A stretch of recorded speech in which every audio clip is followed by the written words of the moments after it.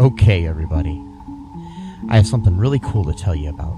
If you haven't heard yet about Anchor, it's the easiest way to make a podcast. Let me explain here. It's free. There are creation tools that allow you to record and edit your podcast right from your phone or computer. Anchor will distribute your podcast for you so it can be heard on Spotify, Apple Podcasts, Stitcher, and more. You can make money from your podcast with no minimum listenership. It's everything you need to make a podcast in one single place. Now, the way that you can do this is you got to download the free Anchor app or go to anchor.fm, and then you can get started. It's really fun. We just switched over recently here at All2ReelToo, and I'm enjoying it so far. So be sure to check it out and let us know what you think.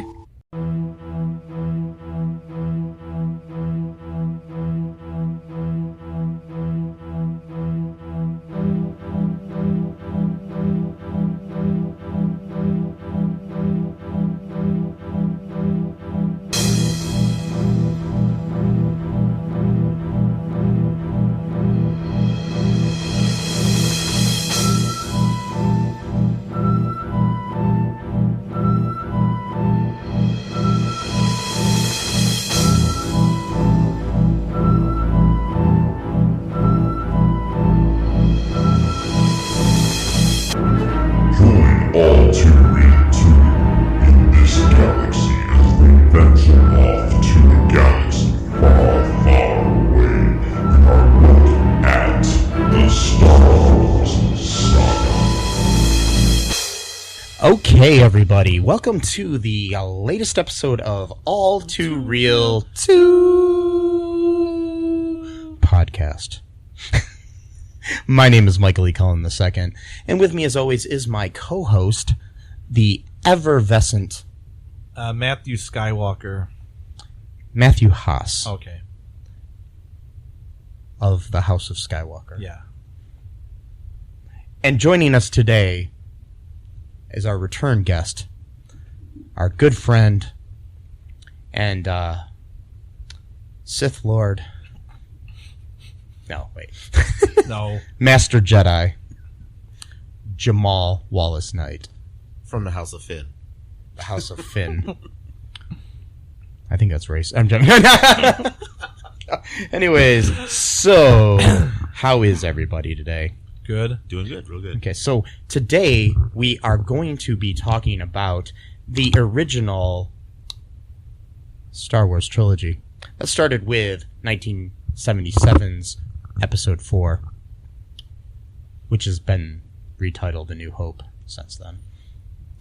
So let's start out and talk about that one. What are your thoughts, Jamal, on A New Hope? Okay. Well, for starters, as you said, it came out in 1977. At that time, I was negative 7 years old at the time. First time I saw A New Hope was in 1992. That was the first time I saw it. At the time, I was still, kid. I was blown away. Now that I'm older, my thought about Episode 4, I still kind of question to this day, like, why did they always start off with the whole series at Episode 4? Mm-hmm. I mean, that's always been a question of mine. I like the movie. I do. It actually, now that we're all older now, it finally makes sense as to all the other episodes of the series. So, yeah, I'll say it. Well, I think the reason that they started with Episode 4 is because it was based on the serials that would play at movie theaters, like a movie serial, like Flash Gordon's and things of that nature. And those would each have a different episode. And he kind of wanted to just be like, you're just joining mid-story in a way. Or in mid-story in this universe. Even though it is a complete story, Yeah, I mean, one thing that it did do a great thing is it did break barriers as far as with movies, and because now you see movies that kind of like start off either in the middle or at the end and then rewind itself to the beginning. So. Yeah. I mean, I when I was in college, I was not inspired by this, but I just randomly decided to make a movie called The Chronicles of Love and Life, Volume 2, Elizabeth, which I am remaking shortly, and I'm not calling it that. I'm calling it Goodnight Elizabeth. Anyways, but yeah, the idea is kind of cool. So, what is your thoughts, Matthew? I liked the movie. That's That's all you have That's to all say? I have to say about it. No. But That was deep, man. Well, going after what you were saying, too, about, at first, he just was planning on making one movie.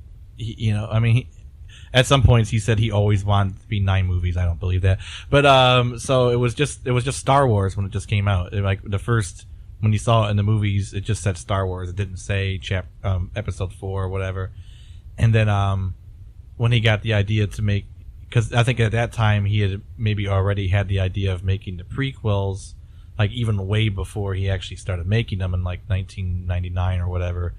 So at that point, he's like, well, this is episodes 4 through 6 then, because then we're going to tell the story of how Anakin kind of became Darth Vader, and then that's how episode 1 through 3 came about, like 15, 17 years later or whatever. So I think that's personally why it started saying like episode 4 and 5 and 6, stuff like that. Yes. That's just my own personal theory, but That's your own personal theory? I'm not. Don't call up George Lucas and ask, Matt Skywalker said. Well, surprise everybody. On the phone right now is no one. Anyways, but, definitely not George Lucas. But I liked it. I mean, just like I was saying before, like when we were watching it, like I got like teary eyed, like just like seeing Princess Leia when she inserts that card into R2-D2 and it says, Obi-Wan, you're my only hope. I could still like that scene, just that beginning of the movie, because that's what sets up the whole series. Is the ship is under attack by the stormtroopers. Princess Leia's got to send out this last message, just hoping against hope that someone will find it. And then she gets, taken as prisoner by her father, which she doesn't even know is her father. Yes. And I don't think he knew that she was his daughter at that time either. So. And I don't think George Lucas knew either. Nope, I don't think. I'm not trying to. See, sometimes retconning is okay. Sometimes retcons work. It's not always a bad thing. See, that's a problem I have with a lot of retconning. It's like, okay, the coolest retcon is, no, I am your father. Mm-hmm. When Vader says that. But then everybody in Hollywood, and especially in the Star Wars universe, is like, oh, that worked, so let's make everybody related to everybody. Whatever do you mean? Nothing. We'll talk about that later. But I'm just even talking, not even just in Star Wars. Like, it happens in TV shows, and, I mean, it's always happened, though. It's a soap opera trope.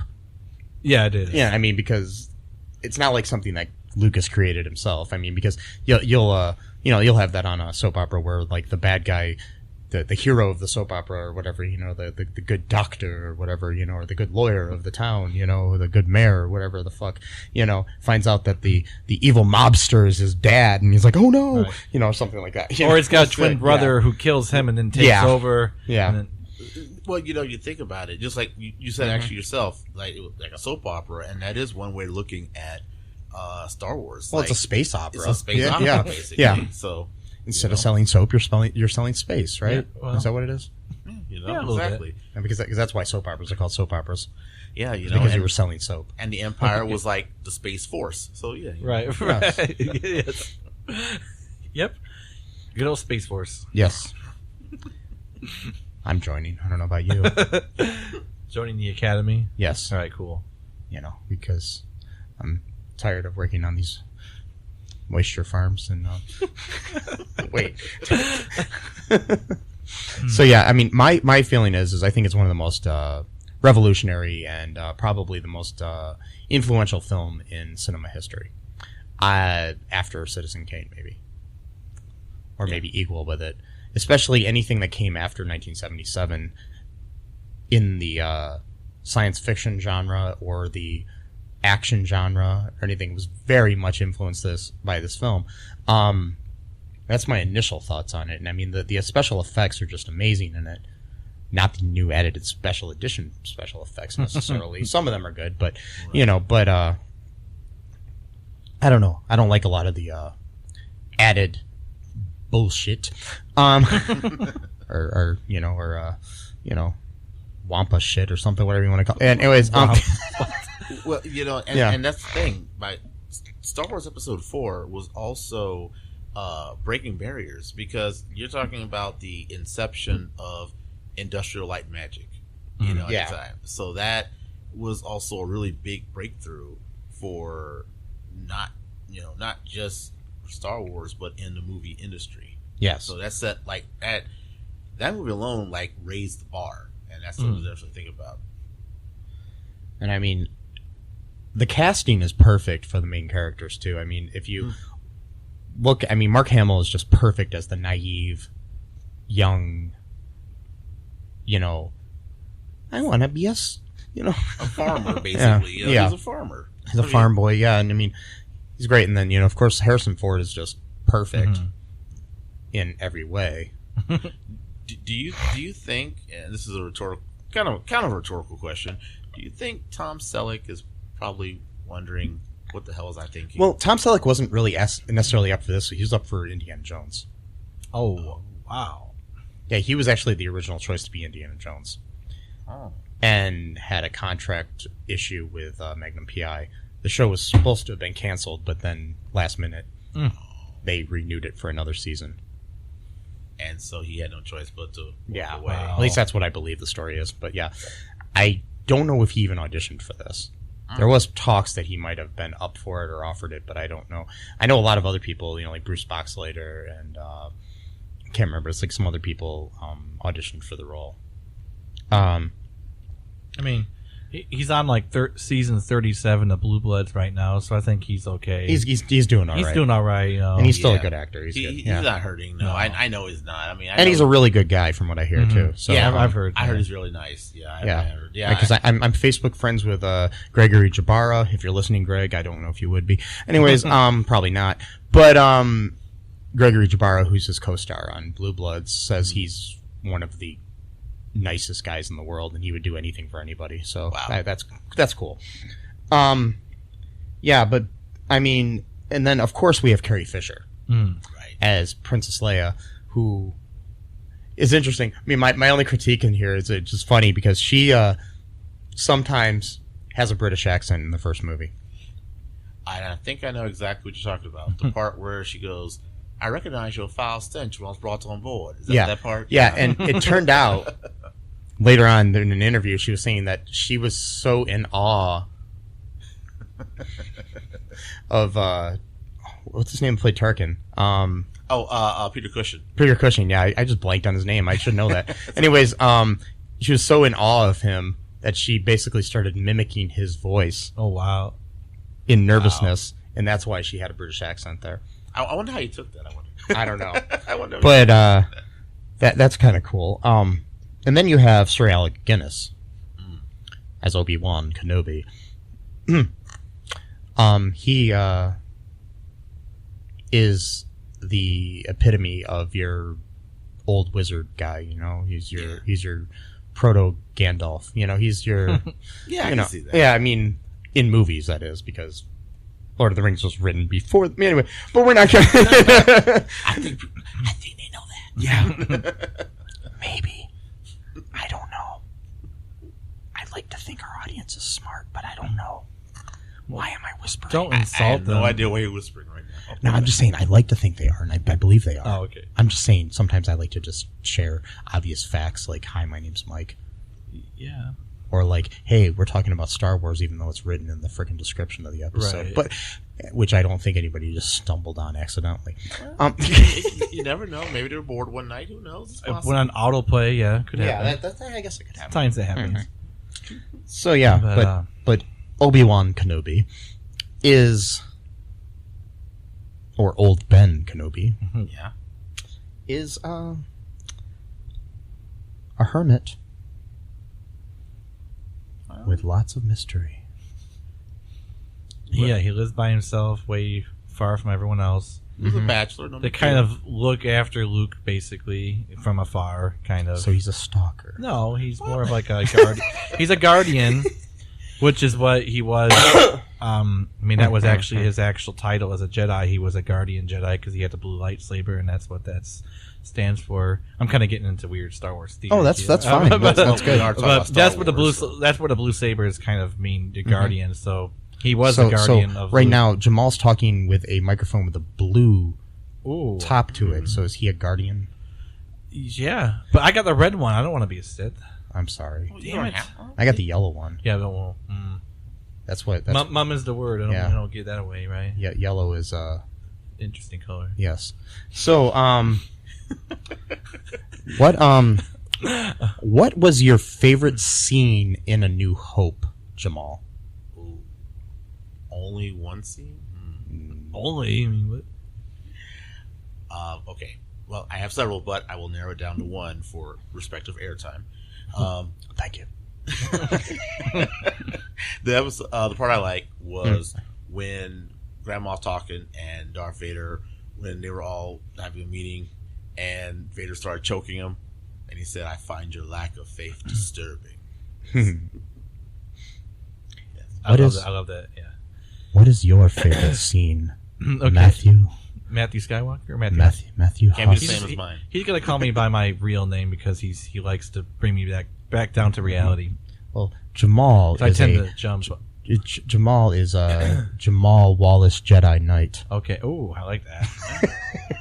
Okay, so my favorite scene is it's not even like significant in the movie.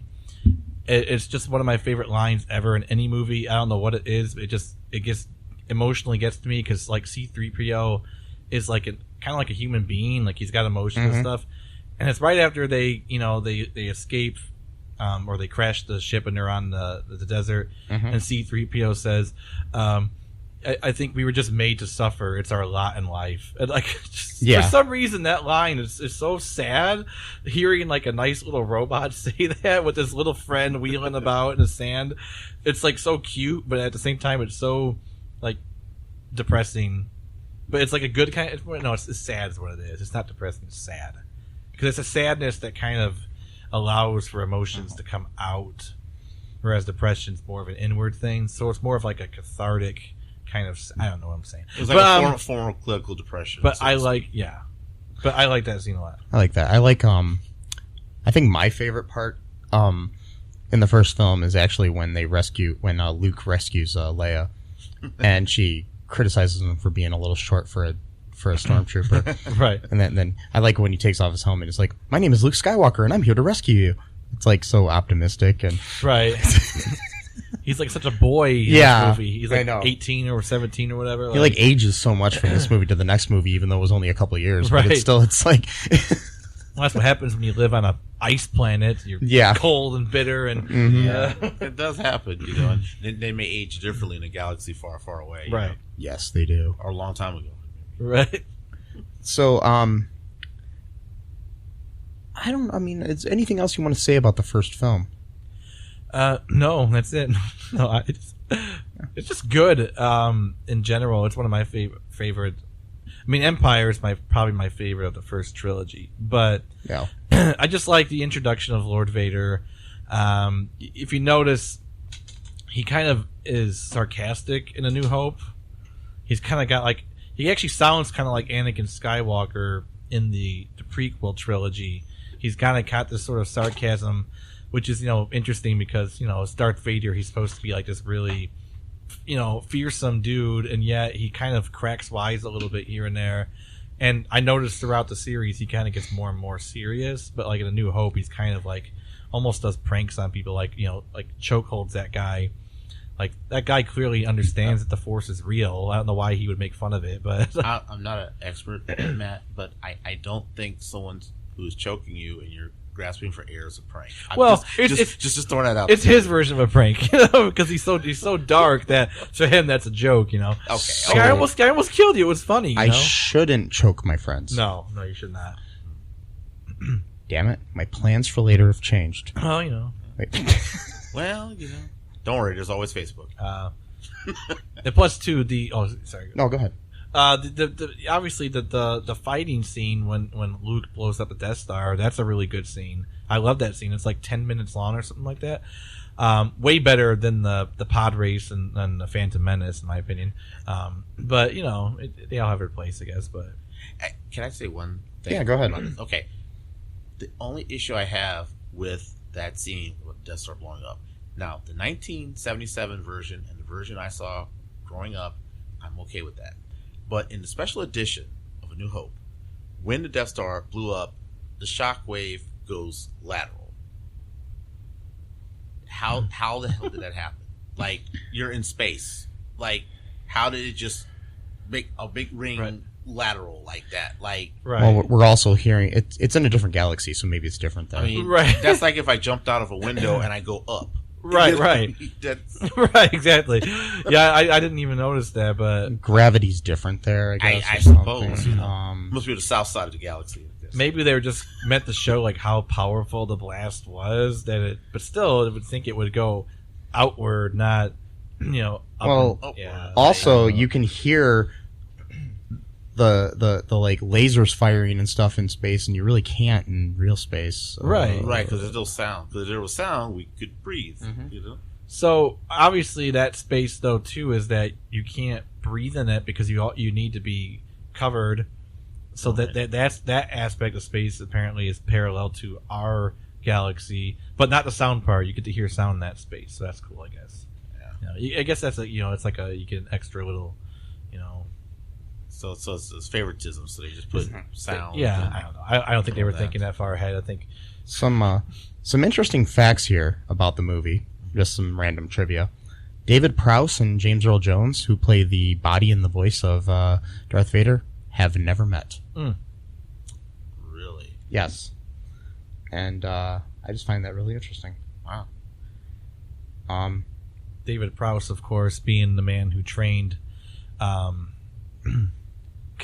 Christopher Reeves, to play Superman. Yes. He trained him into bodybuilding, and because he was a bodybuilder, he was a really, really big guy. He was like a. That's why when you see him, like he actually in one of those scenes when he actually picked someone up, he actually just picked up the dude himself. Yeah. Was that the Return of the Jedi? I think it was. I think something like that. Yeah. Yeah, during the trash compactor scene, Mark Hamill held his breath so long that he popped a blood vessel in his face. Oh. And so they had to shoot all the rest of his scenes from the one side of his face. Wow. To hide it. That would make a lot of sense on those scenes now. Yeah. Yeah.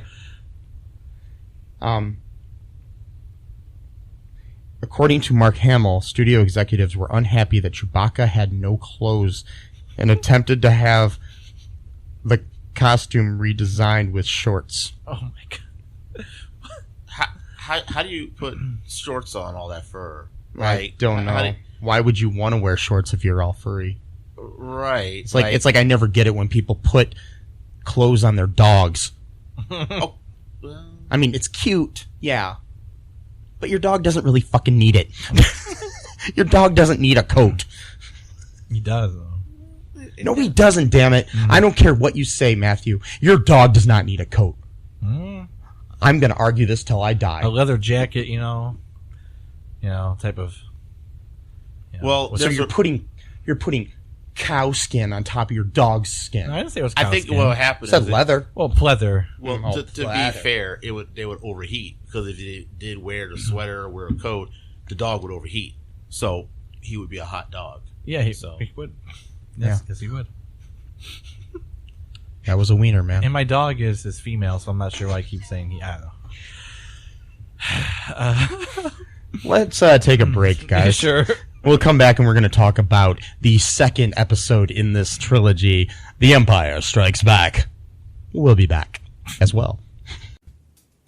Hi, folks. This is Michael E. Cullen II from the podcast that you're listening to right now, along with Manager Matthew Haas. You got promoted? Yes. Damn it. Okay, anyways, folks, do you like the show Superstore? I don't know. I asked the folks and nobody's answering me. Because they're not here. Oh, but we love damn it. Yeah, we love it, though. Okay, folks, if you like it as much as we do, you're really going to like the Super Story podcast, which is a podcast where Matthew and I go episode by episode and give our little opinions and thoughts on it. Sometimes we have guests, sometimes we don't. Just depends on how we're feeling.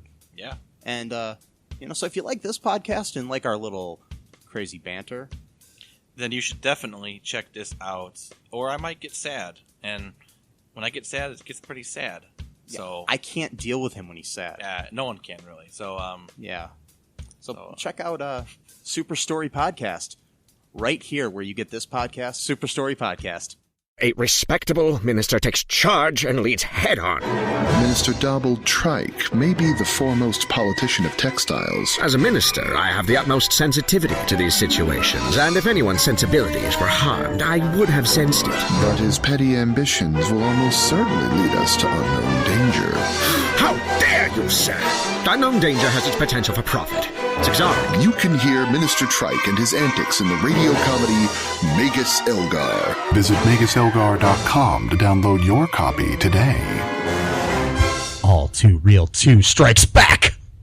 whoa. Dun, dun, dun. Dun, dun, dun, dun,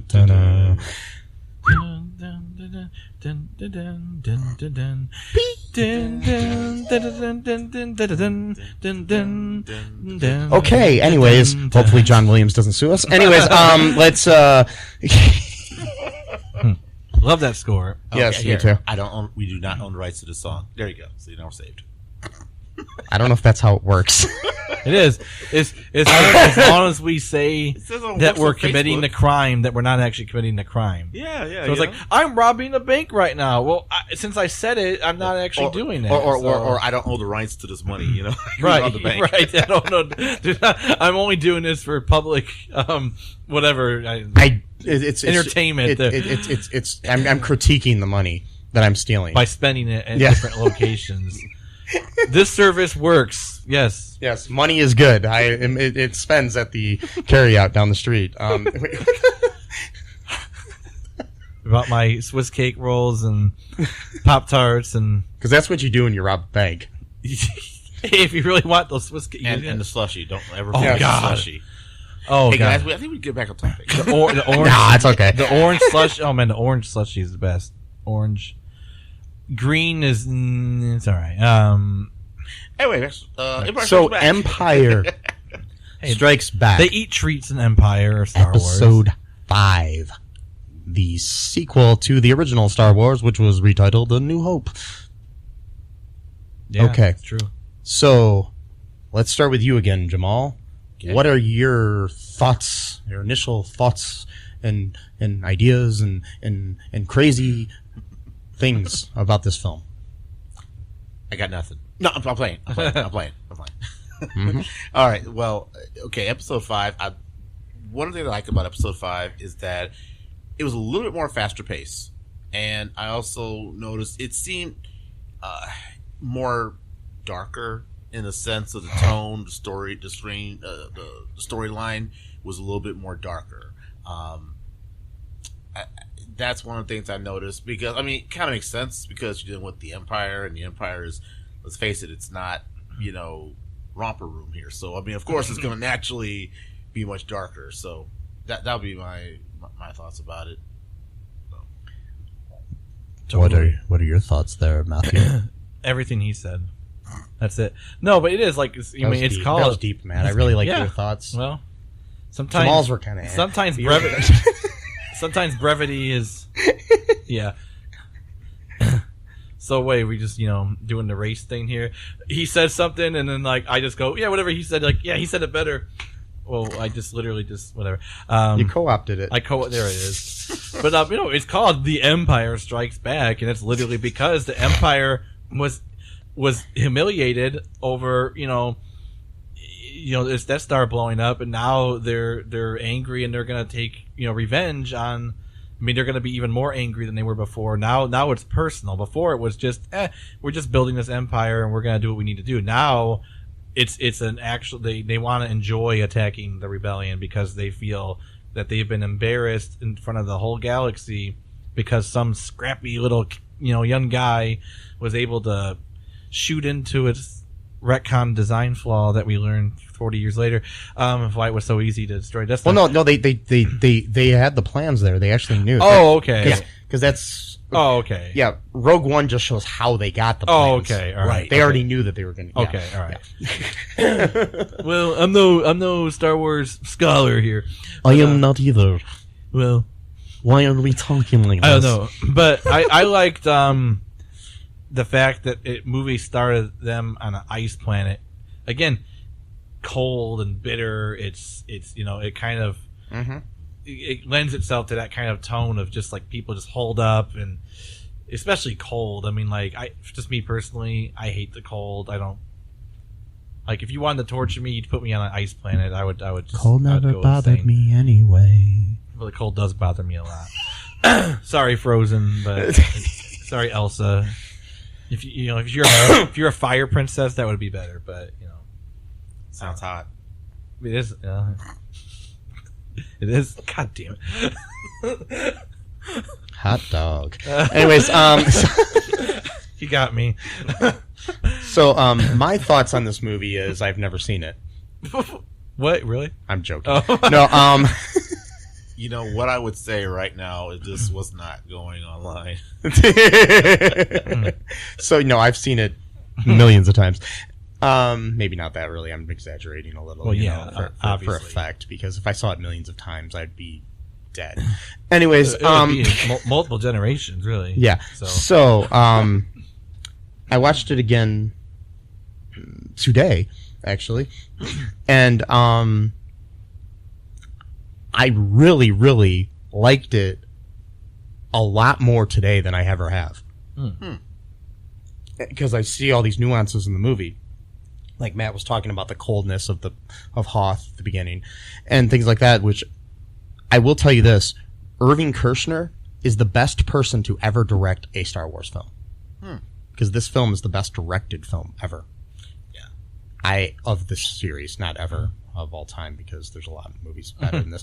Anyways, I agree with that. Yeah, it is. So it's such a flawless sequel. It's like the best direct sequel to a movie ever made, in my opinion. Maybe Godfather 2, but we'll see. Or Bigger, Fatter, Liar. But yep. Wait a minute. Wait. You know what? It's y'all show. Okay. I'll just say that. Okay. And a third, close second to that is of course Kindergarten Cop 2. Yeah. So let us not forget Tooth Fairy 2. Yep. With Dan fucking Whitney. Anyways, the last time I did a podcast with y'all brought this. Yes, I didn't do it this time. He did, but yes, we that's the only thing that would have made Empire better is if Dan fucking Whitney was in it. Yes. Mm-hmm. And by that you don't mean a man named Dan. Dan fucking somebody named Whitney. You mean an actual character, because that would be kind of weird. Yeah. I don't like pornography being mixed in with Star Wars, so I would rather that not be in it. You don't want to get it done, right? No, not when it comes to Star Wars. No, get her done. Anyways, damn it. Take some Prilosec. Anyways,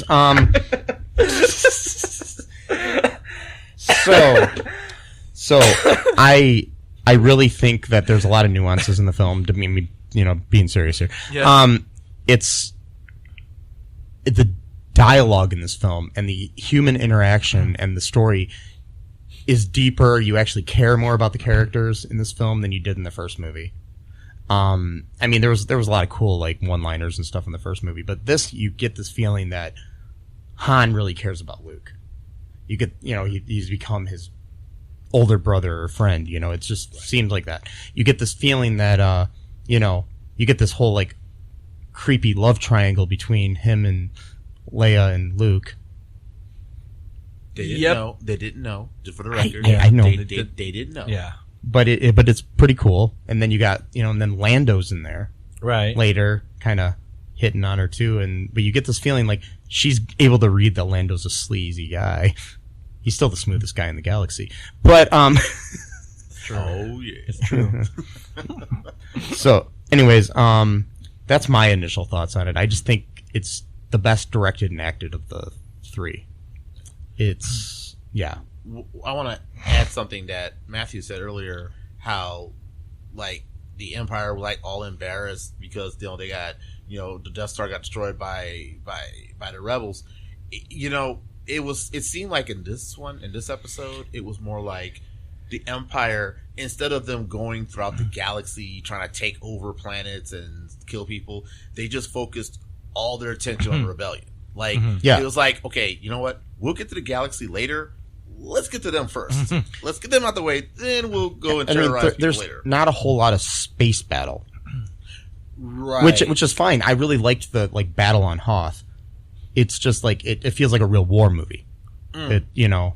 It's like probably the most war movie of this trilogy. Honestly, now this is just my personal thought. When the battle, like when we were fighting on Hoth, it seemed like how the Battle of the Bulge was when they were stuck out there and they were fighting out in the cold. It was like in the middle of December when they were doing that. Yeah. So next thing is, what's your favorite scene in this film, Jamal? Okay, and I can tell you right away. My favorite scene is when Han Solo was guiding through the asteroid belt, and he was trying to get away from the TIE fighters, and he was like cruising through the asteroid belt and things like that. Yes, I thought that scene was cool. I love that. And then he got swallowed by that. Well, not swallowed. He flew into it. He flew into it, but he did not get digested. So, it was kind of like having something underneath your tongue, something like that. Oh, you can still swallow something and not digest it because then you can vomit it up. Well, yeah, I guess. Yeah, okay. It's kind of a academic, I suffer from acid reflux, so I know how this happens. So, and that's the Prilosec. And see, I'm telling you, Dan fucking Whitney. I was about to say that. I'm sorry. I was going to say it too, so it's okay. I was like, I just need half a second. We all had the same thought. Okay, Zantac. There you go. Yes. Zantac 75. I take that too. Anyways, be careful though, because apparently. Oh no, I don't take that anymore. That could be carcinogens in those. So. Oh, I changed that. I forgot. I don't take that anymore. They changed me. Good. To some other. Good. I think it's I don't know what the heck it is. It's like some other one of those fucking. It's Prilosec. No, I do take that. I take the omeprazole. 3-wheeler. I'm gonna eat my corn dog with donuts on it. Yeah, eat whatever I want. So. Okay. I just wanted to say for the record, I'm not in no way trying to veer off subject, but about Dan Whitney. Look, all I'm just gonna say is he's not a bad guy. He has a master's degree, or bachelor's or something like that, I believe. Doesn't make him not a bad guy just because he has a college degree, though. I was going to say, I know plenty of people with master's degrees that are evil fuckers. Do you mean like he's saying he's smart or something? Like he is really smart. No, he is. He's a character. That's his character. That's the issue I have with him. He plays this is the fact that he is not Larry the Cable Guy. Right. He's trying to cater to these people, this blue collar comedy people that do not deserve him. Okay. But, in fairness, now we all work in show business. We all do. So, hey, it helps pay the bills, I mean, it does. He's a millionaire. I mean, he's got his money. Mm-hmm. Like I said, he's the Kid Rock of comedy. Anyways, I swore, listen, and I even swore to myself, I don't want to talk about Dan Whitney here because last time you seemed a little bit offended, and I was like, let's not talk about Dan Whitney. But then he brings it up, and I'm like, oh well, now I gotta join in. I'm not offended. Tooth Fairy 2. I'm not offended. I just love how it just gets fitted into a sentence. It's because that's funny. You don't understand. When we saw Tooth Fairy 2, it was the god awful. If you even listen to that podcast, you can hear my voice is seething with anger. Don't worry, folks. We're still talking about Star Wars. Yeah, we are. Okay. And what I'm saying is I was stuttering, I was sputtering, I was accidentally spitting my words out because of how much I hated Tooth Fairy 2. I mean, it made my blood boil. Oh Lord, good Lord! And I'm pretty sure it was Tooth Fairy 2 and not Jingle All the Way 2, which wasn't as bad as Tooth Fairy 2. And I'm going to assume Dan Whitney is he was in Jingle All the Way 2. Yes, he was. Mm-hmm. And it had some of the same actors from Tooth Fairy 2, and I think some of the same set from Tooth Fairy 2. They were actually shot in different states. Oh, so okay. Well, I think one was shot in Canada, one was shot in... Let me believe my bad things about one was shot in Florida. Fake news. Well, hey. So Matthew. Yes. What was your favorite part of Tooth Fairy 2? I mean, that was I'm not sure that was on purpose. of Empire Strikes Back. One of my favorite part is when Luke and Darth Vader are having their fight, and then right as Luke's about to get his hand cut off, Darth Vader takes off his vest and goes, "Get her!" Damn it! I ruined that one. And so you have a banjo? Reaches out a primal sack and goes, like, "No, I am get her down." No, but I don't know. There's a lot of scenes. I mean, it was, for example, Cloud City. I mean, that's not a scene, but whatever. Just the entire aspect of being on Cloud City. I thought that the entire concept of just having like a fake or not like a manufactured city, just kind of like sitting in space, which did not exist on the planet. It was just its own made up city. It had thousands of people living there in the community essentially. And then that scene where Lando kind of betrays them, and then Darth Vader shows up at dinner. It's like the worst dinner guest ever. Like, oh, Lando invited us to dinner. Isn't this great guy? Cloud City, he's a billionaire, and he's got like the finest champagnes and liquors and food, and we haven't probably eaten nothing but slugs for the past 2 movies for the past 3 years. We live on a fucking ice planet eating fucking shards of ice and crystals and shit, and then all of a sudden they go to this nice city and they got nice buffet and a nice thing of apples and fruit tray or fruit basket, whatever you call it, and accoutrement. Finally, we're gonna eat, and then suddenly you open the doors, and there's Vader. Vader just sitting at the fucking end of the table like he owns the goddamn place. Pretty sure it's Cloud City, which is owned by Lando. He owns the entire city. He built it.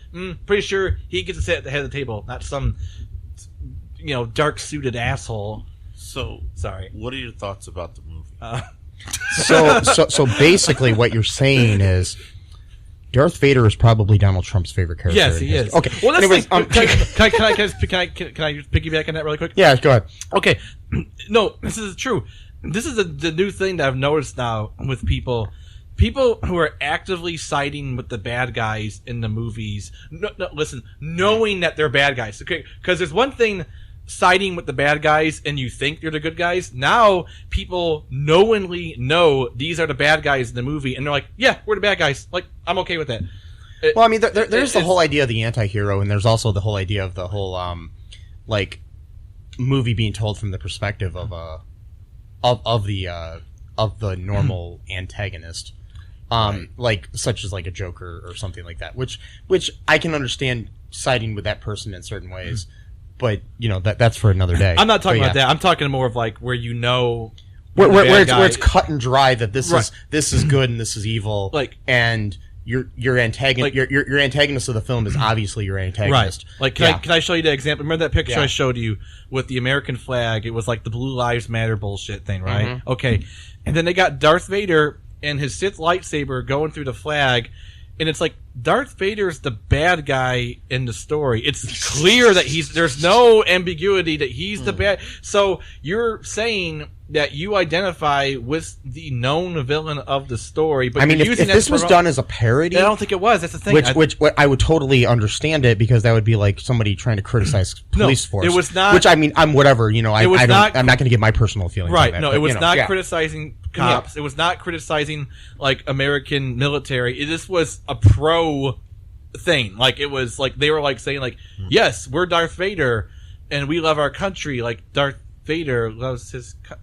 What? Well, these are the same confused people that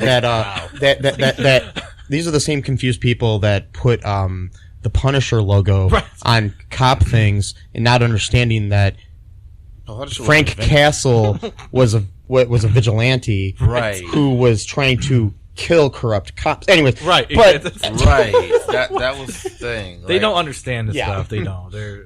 They see something that looks cool and dark, and they're like, oh, edgy. That's literally it. And it begins and ends. Okay, that was a weird aside. We do this in a lot of our shows. If you listen, we go into like 50 million topics. Dan Whitney. So I'm gonna buy. I think I'm designing a shirt for our podcast, just to let you know, look for it on our TeePublic page. It's going to be a Dan fucking Whitney shirt. Just look for it. I don't know when it's going to come out, but it'll be there. It's not going to be pornographic though, is it? It's not going to No. Good. It's just going to I'm going to do something with Larry the Cable Guy. I just got to think it over. We're going to figure it out. Is it legal to do that though? I'm not going to use his face necessarily. Okay. All right. So but we'll figure it out. When are you going to get it done? We don't know yet. I'll tell you what. I'm going to get her done. When I get her done. Anyways, so... Oh, God. So write that down on your calendar. I think you just save up all the Dan Whitney stuff now for when Jamal's here. Like, obviously. Every time he comes here, you're just going to be like, oh, by the way, Dan Whitney. Jamal's coming. Hey, let's talk about Dan Whitney again. So, you are our most frequented guest. Yes, you've been on the show more than anybody else. Okay, all right. Now, because this is your third time. Right. And, about Dan Whitney. Yeah. Right. Third time here, second time about Dan Whitney. Right. So, my favorite part of Empire Strikes Back is the introduction of Master Yoda. Okay.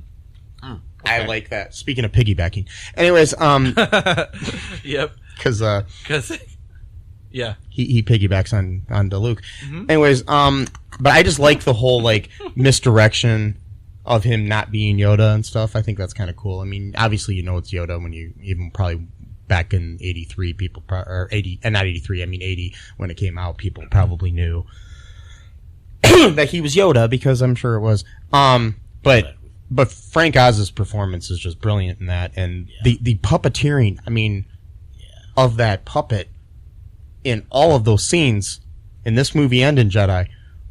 Oh my God. Pretty elderly. He looks real. He looks so much more real than the CGI one in the prequels. Right. But we're not going to get into that now. We'll talk about that when we talk about the prequels. So that's probably it. I just like the whole Yoda scenes, all the Yoda scenes. Yeah, I agree with that. I had a question.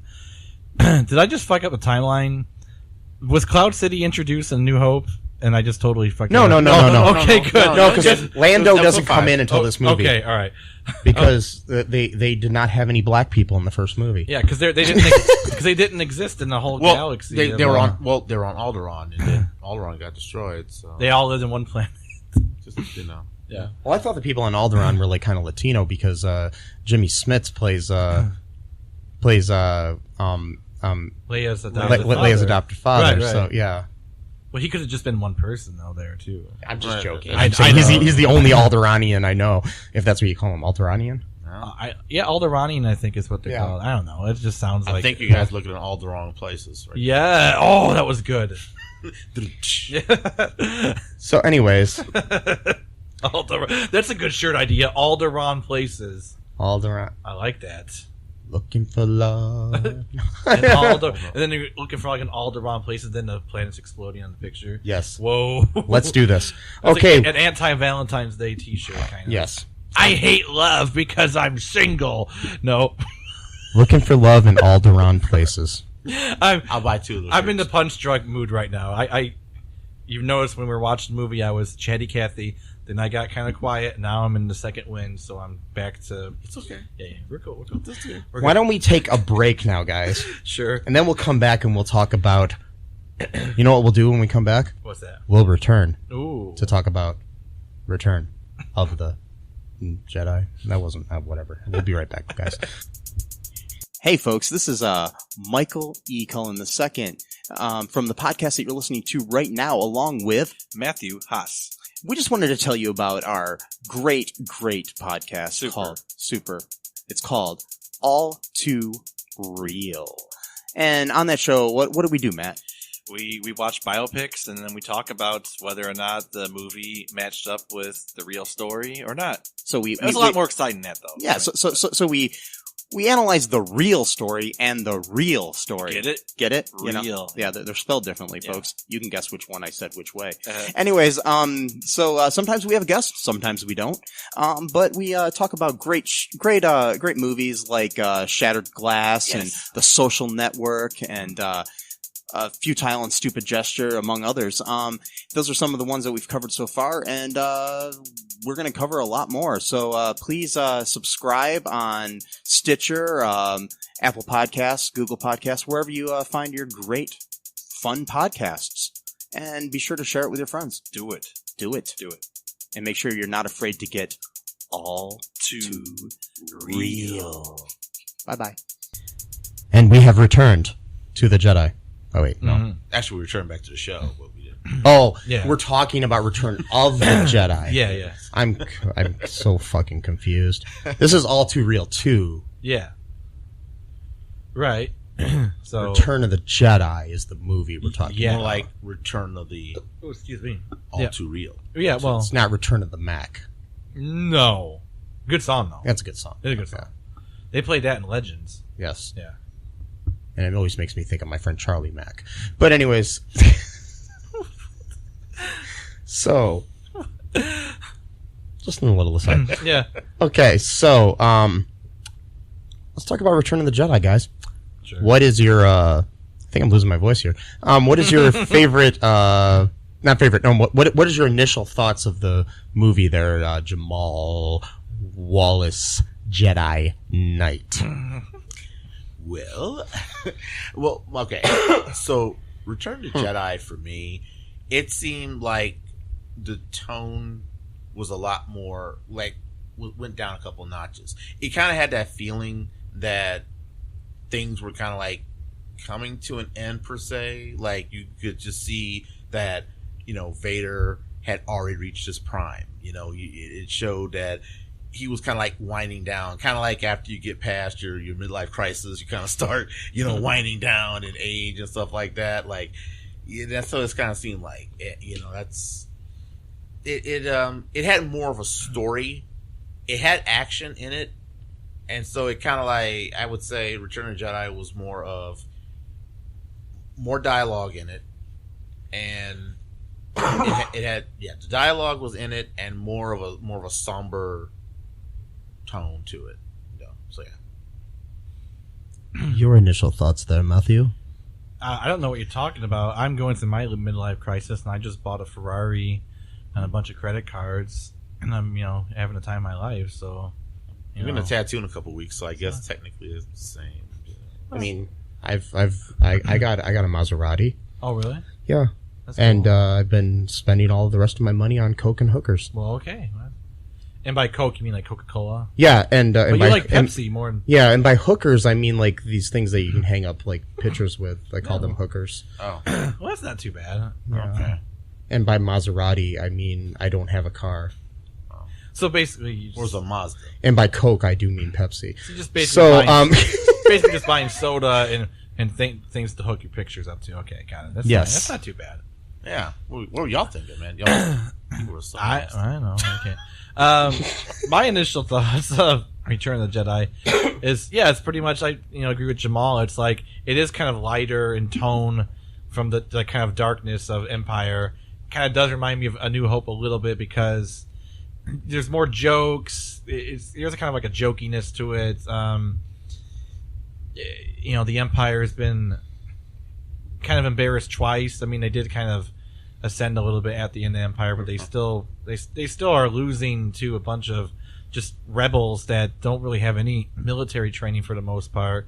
Like official military, like they're just being trained by militias essentially. They're not, going to like the academy. What's that? it's guerrilla It warfare. is guerrilla warfare. That's another good T-shirt. Actually, guerrilla warfare is the guerrilla fighting. It's actually Yes. Ewok warfare. Ewok. Yeah, the Ewok warfare. Yeah, that's the other thing too. The Ewoks, they're supposed to be kind of like quote unquote the primitives of whatever, and they're giving it to the stormtroopers who have gone through training for decades, even probably, and they're sitting there just shooting arrows and throwing rocks at them, and they can't do anything about it. They're like and getting caught up in nets. Well, it's very and shit metaphoric. like that. Well, it is, yeah. Which again is interesting because. Back in the day, I know I always got to bring politics and everything, but like back in the day when the bad guys identified with the bad guys but thought they were the good guys, now they just identify with the bad guys. But back then they're like, yeah, these natives, they're beating the stormtroopers, woo! And then in this next breath they're like, yeah, we gotta go attack this country. Wait, aren't you the Empire? Okay, but whatever. Well, I mean, the thing is, when Lucas created the series, he never, shortly after the Vietnam War, he never denied the fact, and he actually even said it. The Empire, most people, a lot of the allegories and stuff are for the Nazis and stuff like that, but it's the American government and the American military. That is what the Empire is. Stood for, yeah. Yeah. In his mind. Yeah. And so it makes complete sense that you would have like a native people, like the poor Vietnamese people, or something, trying to overcome. Of course, kind of racist though. Then to say that they're like Ewoks. No, but you know what I mean. No, not saying you're saying it, but for even him to do that. I know. But I don't even think that's what he intended. Are you saying they were short? Huh? Is that the racism part because they were short? No, it's just because like they're like weird furry creatures. Is it because they're furry? I know. I took you seriously for no reason there. Like it's like. Sometimes I do that. I'm just like answer questions like, oh yeah, academically. Oh wait, yeah, that was a joke. It's all right. Sometimes the literalism comes, seeps in here. But I got many personalities. It's not good. I don't mean it like that. No, I don't mean I have many personalities. I don't mean it like I've got. It's better than not having a personality at all. It's true. I don't have a multiple personality disorder. Is what I'm saying. I got multiple. Here you go. I got multiple facets of a personality. How about that? To my personality. Yes. So, and I have multiple faucets in my apartment. You do, actually. You've got 2 at least. Yes. Well, 3 if you count the tub. Oh, yeah, so I have 3 faucets. 3 faucets, yeah. And I guess you could use your toilet as a faucet in a sense. I would recommend it, but I got very faceted faucets. Faceted faucets. Faceted. Oh my God. Whoa. Faceted faucets. Where was I even going with this? I don't know. I was supposed to give you my initial thoughts about the movie. And now I went into a weird political rant. Okay.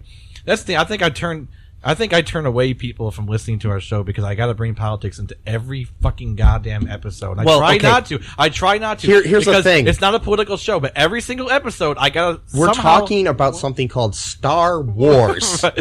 Well, if you think about it, that is a political struggle. It technically is right, just in a galaxy far, far away. Right. Yes. So, which was written to be an allegory for stuff that was going on. So it's perfectly fine to talk about that. If we were in the middle of talking about, like, I don't know, Dennis the Menace Strikes Back. Oh, that's a huge political metaphor for that one. Okay. Yeah.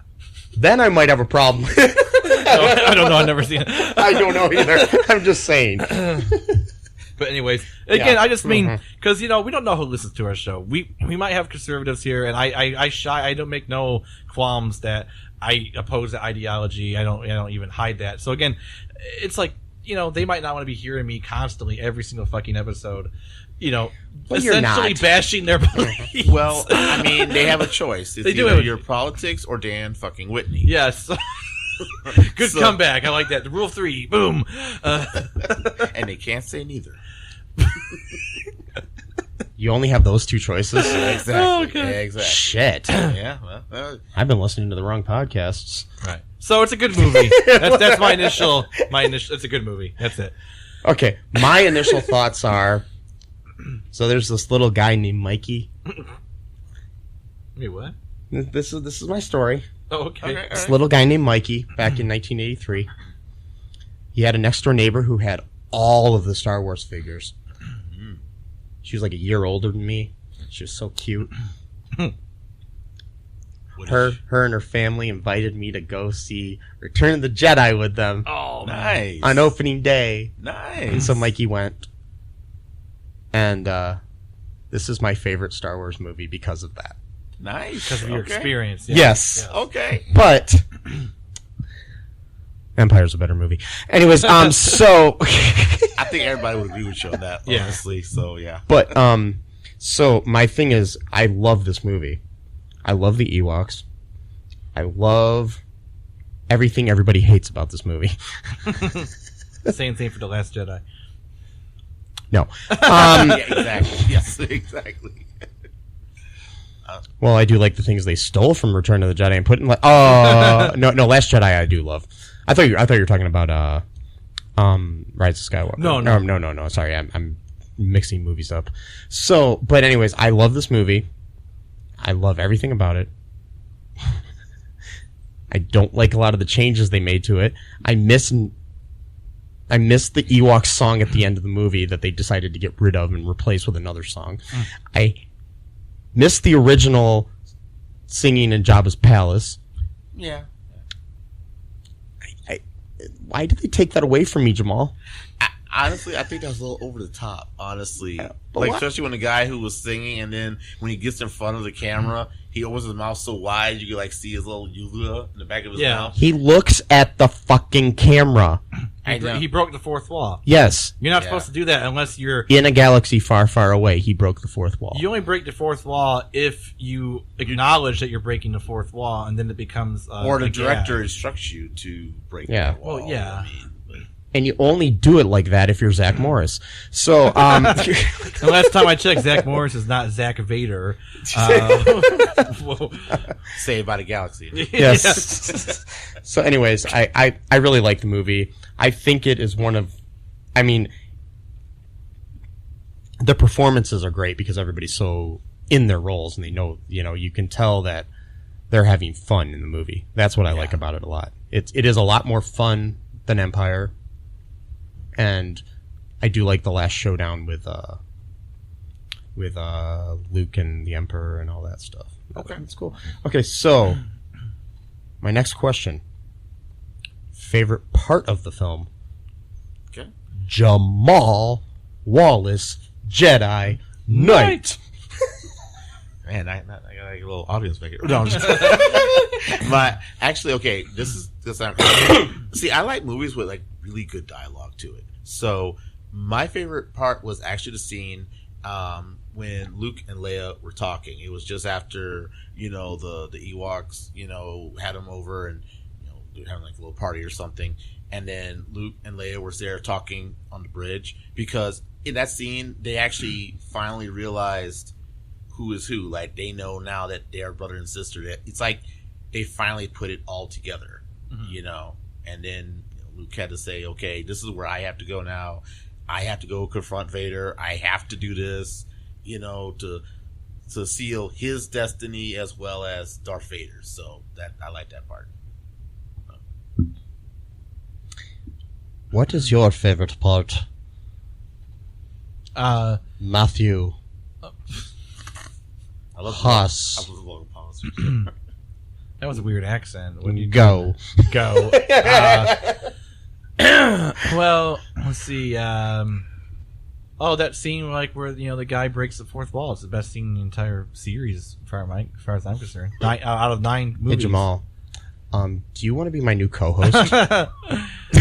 Come on! I can't believe he was like those graphics are so awesome, where you can obviously tell that it's a new graphic being superimposed onto old graphics, so you can obviously tell that it's not the original thing. It's awesome. The editor spent 12 hours on Final Cut. Okay, yeah. Hey, Jamal. It's like putting a cartoon character on top of an actual movie, and it just sits there. It's awesome. Hey, Jamal. So, not only do I want you to be my new co-host, I need a new best friend. Oh, fuck you. I'm joking.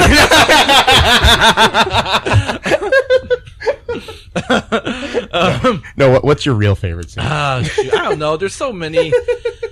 To be fair, we'll say you have 2 parts. I got 2 parts. I mean, I guess I like the end with, Vader saves Luke, of course. That's an easy one. But,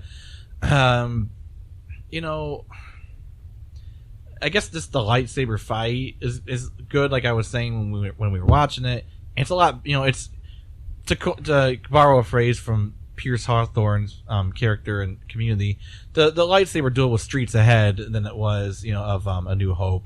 Like, they were using their legs, they were actually doing like foot movements. It actually looked like a sword fight, as opposed to A New Hope, where it's 2 old guys going, "I'm." Hitting sticks against each other but without walking. Yeah. Well, they had better sabers too. That's what I'm saying. So that looked cooler. But again, it's like, this is not one of my favorite movies of the series, so it's kind of hard to find like the best, whatever. Because I do like Empire a lot. I like A New Hope. Because again, see, it's like a whole experience thing, right? Well, like A New Hope was my thing because I went to go see A New Hope in the theaters when they did the reissue, and I saw it with my friend Aaron, I think a couple of other kids, like when you're in junior high. So like that became like now that memory is like solidified as going to see A New Hope, and Right. we got to like actually go, like we didn't have to have our parents like chaperoning, like we actually got to go alone in the theater, like we're kids but we're alone, type of that's the coolest thing. It was like, oh my god, like and of course nowadays it's probably too dangerous to even fucking do that because of I used to sneak in movie theaters Oh, when I was really? in junior high. But awesome. I did that once actually. You know what it was too? Worst fucking movie ever to do it to too. One time I broke the law to sneak into movie. Batman and fucking Robin. I mean, not like he's fucking Robin, but like it's Batman and Robin, the movie with George Clooney. Yeah. We might review that one sometime. Yes, too. we probably will. You just paused there for a second, like. So, my favorite. Are you done, Matthew? Yeah, I'm done. Okay, yeah, just making sure. Yeah, I'm done. My favorite part of the film is when they're near the Sarlacc pit, and the lightsaber pops out of R2-D2, and That Luke long gets delay. and it goes into Luke's hand, and then he starts to go crazy, and then they free themselves, and then it goes on, and then Leia kills Jabba. I like that whole scene. that's pretty cool. Boba Fett falls into the Sarlacc pit and all that stuff and everything, and they're all saving each other, and that's just exciting. Gets me all happy. And this too, because it's the camaraderie. They're all saving each other. They're like team. They're like a trio almost. They're like Leia literally fucking chokes the life out of Jabba just by pulling on that chain. And you have Han and Lando saving each other. That's really cool. Yeah. Right. They're buddies from before. And, which we find out in Solo. right. When, speaking of Streets Ahead, Yeah. Donald Glover Yeah. from Community Yeah. plays a young Lando. Yeah. Childish Gambino. Yes. Childish Gambino. He's a great actor, writer, He's really musician. talented. I mean, it's like He's a good-looking dude. he is a good looking dude. I mean, he's got a lot of. He's another fucking Terry Crews. He's like a rare gem among He's another mankind. Terry Crews or Justin Timberlake, somebody that pisses me off because they have so much fucking talent. Whoa, wait a minute. You have talent. Hold on. No, I do, but it makes me mad when I see somebody that should not have that much fucking talent in one person. But I love I love all those guys. Hey, but also too, if you do, Then there's Dan Whitney. Oh, of Who course. has Well, all I of mean, the talent in the fucking world. I mean, he's got it all combined. It's kind of like in a movie where some of the people die and then all their abilities just go into the one person's body. That's that force. That's the force. See? Yeah. Yeah, he has the Force, definitely. Oh yeah, he's got the force of shit. Force got her done. With stupid Prilosec bullshit and I'm sorry. See, I sputtered. You when have I a talk purple about him. lightsaber like Why would he Mace get- Windu. why? Because purple is the color of Prilosec. Is it? Don't you dare fucking ruin Mace Windu for me. Well, he's ruined my childhood now. God damn it. My childhood is now ruined. Oh man. boy. See, that's the whole character I'd love to talk about. How the Mace Windu, how he came about. Right? So like, when George Lucas was first writing like the very first drafts of Star Wars, he didn't even have it. It wasn't even called Star Wars. It was like it had like this really weird long name. And one of the first characters that he actually had as like the idea of like the main, like, kind of like the Luke Skywalker. His name was Mace Windu. And then later on, for the prequels, he's got a character named Mace Windu, who is not the main character, but like And one of the kids in the Ewok Adventures, Right. first name is Mace. Oh, okay. Well, so he's had this name for a while, the Mace Windu or Mace Windu. Yeah. I have a question. Is it true? I heard a rumor that apparently when he was writing Star Wars, like Episode 4, that Mace Windu was supposed to be basically like Obi-Wan. Like Obi-Wan Kenobi. That's what I heard. No, I the Mace Windu was going to be like the Skywalker. He was going to be character. kind of like Luke, kind of. And then eventually he became Luke Starkiller. And then right, Star Killer, yeah. which they ended up using in Force Awakens as the name of the base. Right, okay. Near the base. Starkiller base. Didn't they also do Anakin Starkiller at one point too? Or is that, or not? Well, it might have been, yeah, because I mean the whole thing, they're probably going to try to the whole family was supposed to be Star Killer. But anyway, it was interesting that like we could have lived like an alternate timeline, like with the whole infinite universe thing. We could have had a movie called like the Book of Glyph or whatever it was called, starring Mace Windu as the main character instead of Star Wars. I don't think it would have sold as many tickets with that name. Yeah, it was a weird name. It was like the Book of Myrrh or something like that. Like nothing that you would really like think is great. So, final question here. Favorite movie of the trilogy? Go, Jamal. The Empire Strikes Back. Woo! Favorite movie of the trilogy? Go, Matt. The Star Wars Holiday Special. Life Day, my favorite holiday. I actually celebrate Life Day now instead of Christmas. I just go, and I'm not doing Christmas this year. I'm doing Life Day. Chewbacca is going to be at the manger. If you remove him, I'm going to remove. Is Lumpy going to be there? I'm going to remove your head from your body if you remove. Is this Chewbacca. Is this like Festivus? Is that what... No, it's Life Day. That's the holiday of the Wookiees. No, what were we going to ask? What is your favorite movie of the trilogy? No, before that, I mean, you were going to say something. Well, I just said, is Lumpy going to be there too? Who's Lumpy? I don't know who Lumpy You've obviously not seen the holiday special. I have seen. No, I haven't. I've seen. Lumpy is one of Chewbacca's relatives. I've seen 10 minutes of it, and I've seen a review of it. Because I can't get past that fucking music video bullshit. I don't understand how the stormtroopers they're trying to kidnap Chewbacca or arrest him or whatever, and then the little kid's like, oh, check out this music video thing with this little hologram bullshit, and then the stormtroopers are just like, oh, watch it. Like, who does that? Like I imagine that this hologram is kind of like the equivalent of a TV, so it's nothing that's like special that you haven't seen before. So it's like the equivalent of like the cops are coming to arrest me, and then my non-existent son that doesn't really exist in real life, just for the argument's sake, he's like, oh, check out MTV, and then the cops are just watching the MTV fucking music video as everyone else is escaping the goddamn house. What kind of idiots are these guys? Anyways, so they're programmed stormtroopers. What was the question again? Sorry, Jamal. These are programmed stormtroopers. You know that, right? Yeah. Oh, well, no, they're real people. I don't know. Whatever. What is your favorite movie in the trilogy? Oh, the trilogy. I think I'm kind of scared to ask now. It's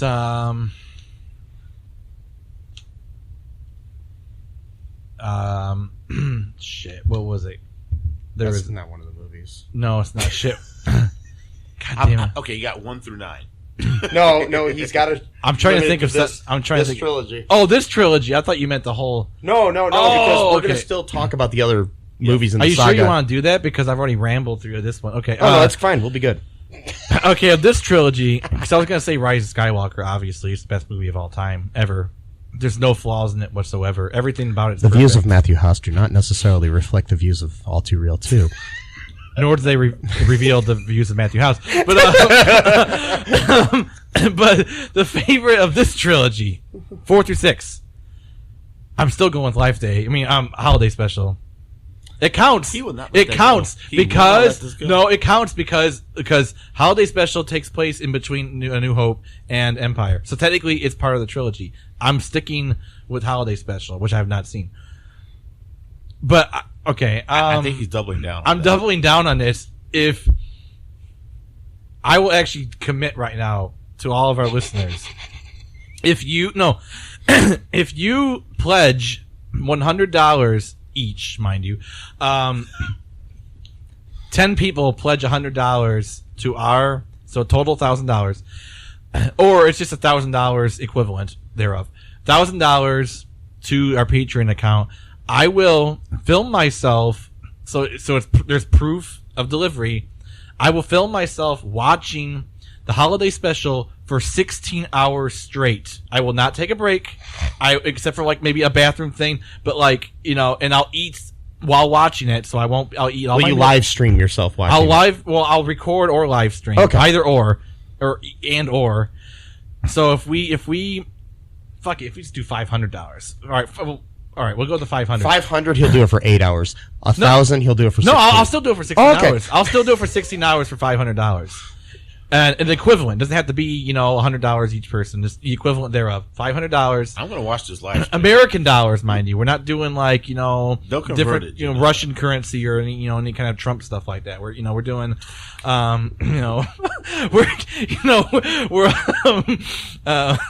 so I will live stream and or record myself watching the holiday special for 16 hours straight. And I will take a break for like a bathroom, that kind of thing, obviously, because I'm not gonna, I think they know that. I'm not gonna hurt my body by keeping, fluids and stuff, and that's not.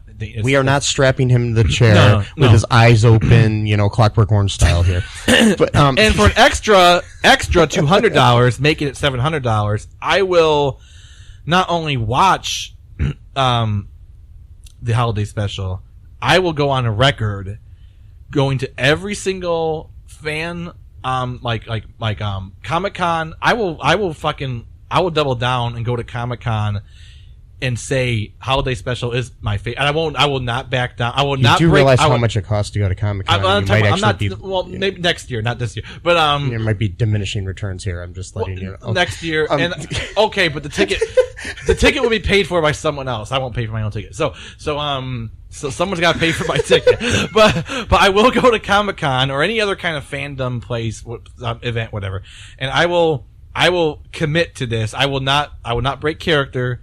I don't care how much hate I get from like alt-right nerd bros or whatever. I'm committing to this. I'm pretty sure they're not going to hate you watching the Star Wars Christmas special. What's that? I don't think holiday special. I don't think they're going to hate you watching the Star Wars holiday special. Like if they do, they probably have issues. But most Star Wars fans have issues. No, it's well, there are a lot of publications, so they probably do have issues of Star Wars. Well, that's true. Oh, yeah. Okay, but so $700, I will.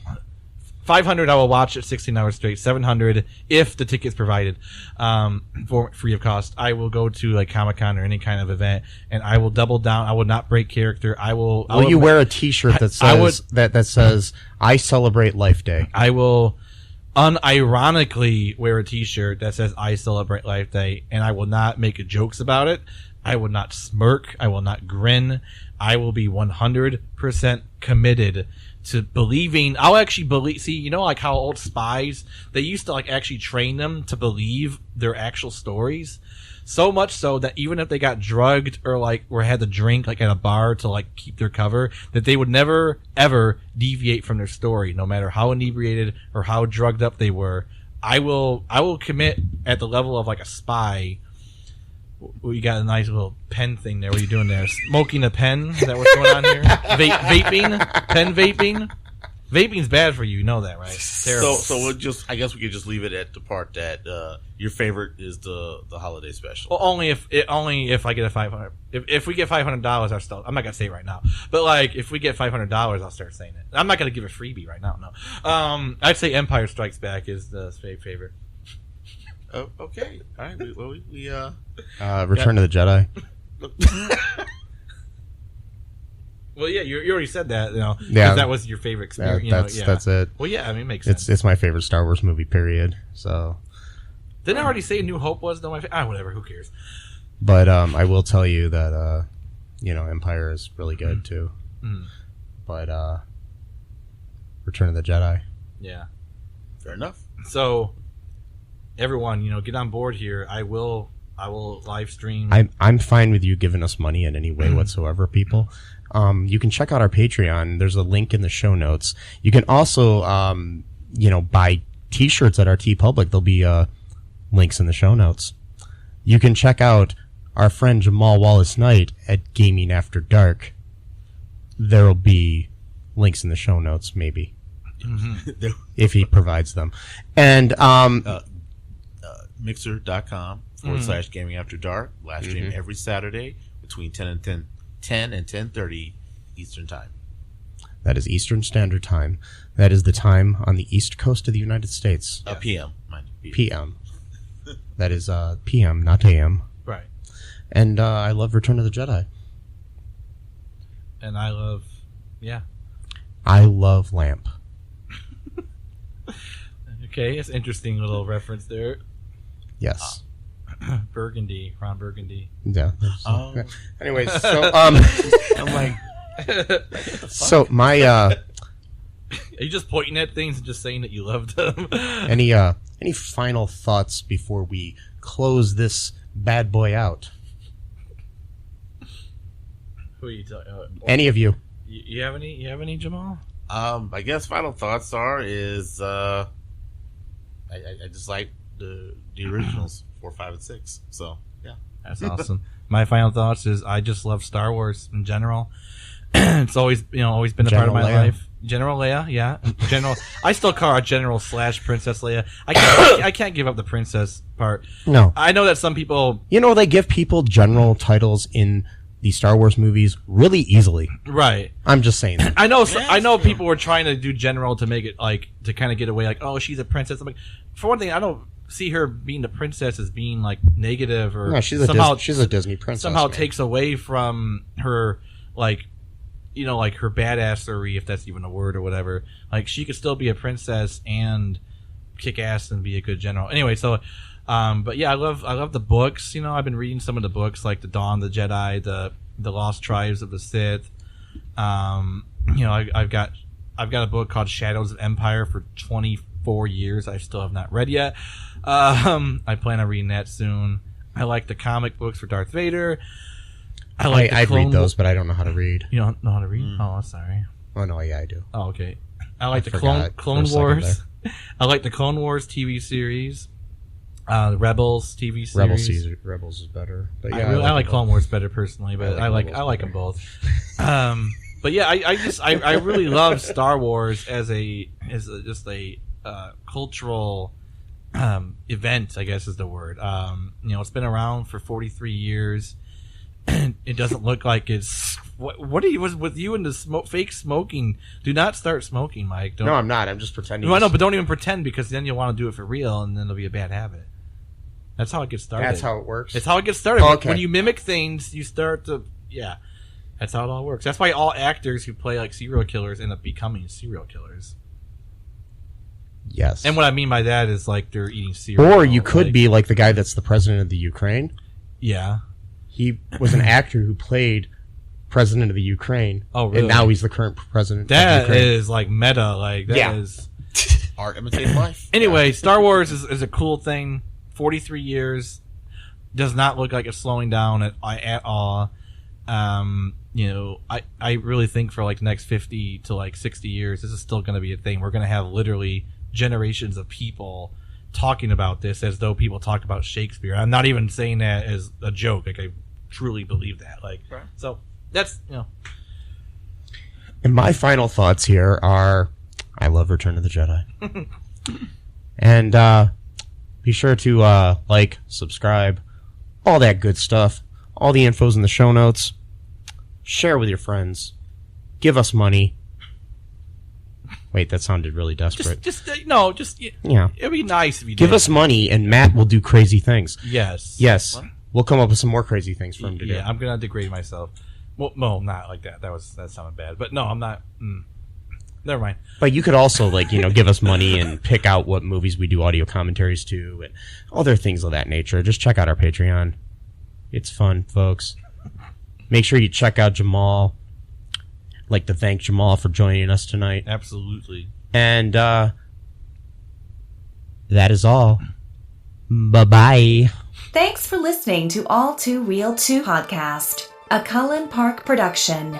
Produced and edited by Michael E. Cullen II. Music by Matthew Hawes. Subscribe and share the show. Visit us at cullenpark.com.